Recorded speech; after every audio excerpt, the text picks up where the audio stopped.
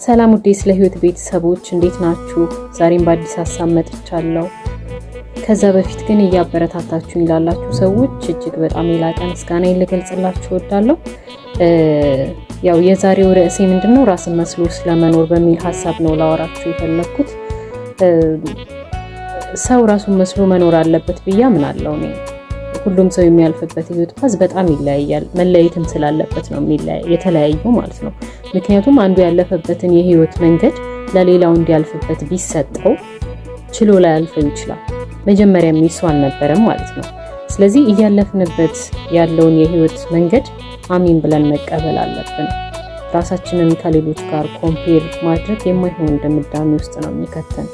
እንደዚህ ያልኩበት ምክንያት ያው ብዙ ጊዜ ዩኒቨርሲቲ ውስጥ ራስን ከሌሎች ጋር ኮምፔር የማድረግ ሁኔታ ስላለ ነው። ካየሁትና ከተረዳሁት አንፃር ማለት በተለያየ ነገሮች ማለት ነው። ለምሳሌ በልብስ ሊሆን ይችላል፣ በፋይናንሻል ኢሹ ሊሆን ይችላል፣ በግሬድ ሊሆን ይችላል፣ እንዲሁም በሌሎች እንደዚህ አይነት ነገሮች ዩኒቨርሲቲ ውስጥ የተለመዱ እንደሆኑ ነው የተረዳሁት ብዙ ጊዜ ከማየው ነገር አንፃርና ሌሎች ሰዎች የሚያደርጉትን ነገሮች ለማድረግ ስንከተል የራሳችንንም ተሰጥኦ ልናጣ እንችላለን።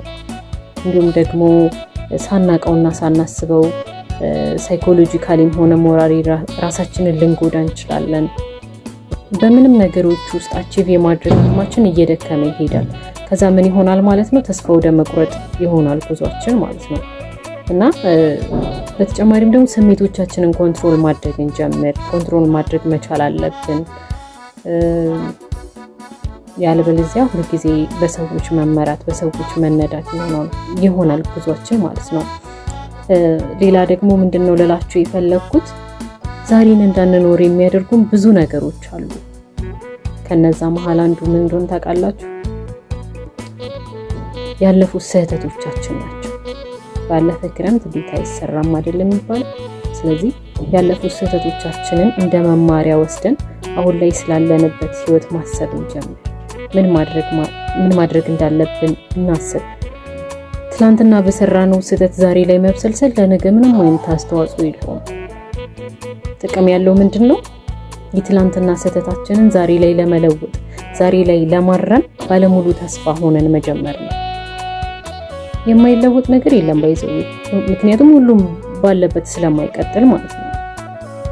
አንዳንድ ጊዜ ቦታ በሰጠናቸውና ኤክስፔክት በምናደርጋቸው ነገሮች ፌል ስናደርግ ምንም ጥቅም የሌለን የሆነን ያክል ይሰማናል። ነገሩ ግን እንደዛ አይደለም። ምን መሰላችሁ?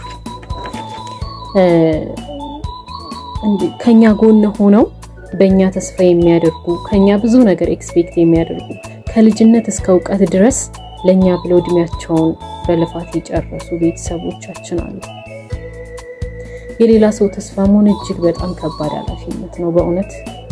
በትንሽዬ ውድቀት ተስፋ መቁረጥ አንችልም። በቃ ግዴታ አለብን። ተስፋ መቁረጥ አንችልም። እኛ ተስፋ ስንቆርጥ የኛን ብቻ አይደለም፣ የራሳችንን ብቻ አይደለም፣ እኛን እየጠበቁ ያሉ ሰዎችንም ቅስም ነው የምንሰራው። ስለኛ በኩራት አፋቸውን ሞልተው የሚናገሩ ወዳጆቻችንም ጭምር ነው አንገት የምናስደፋው።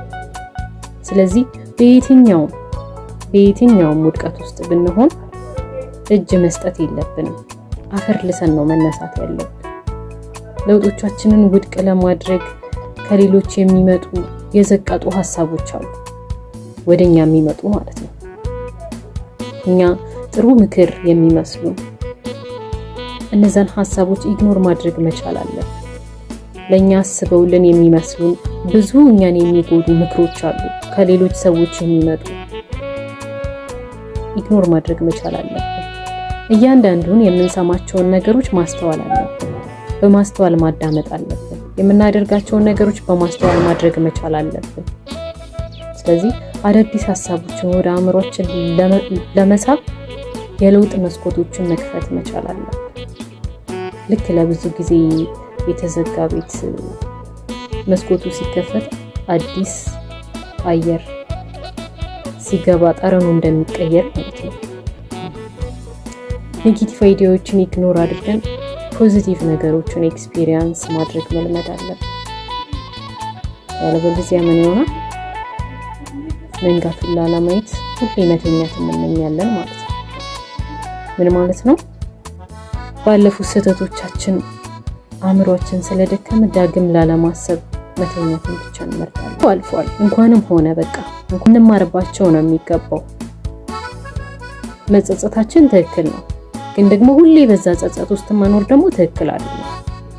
ከጸጸት ውስጥ ማለት በዛ ስህተቶቻችን ተጸጽተን መመለስ አለብን።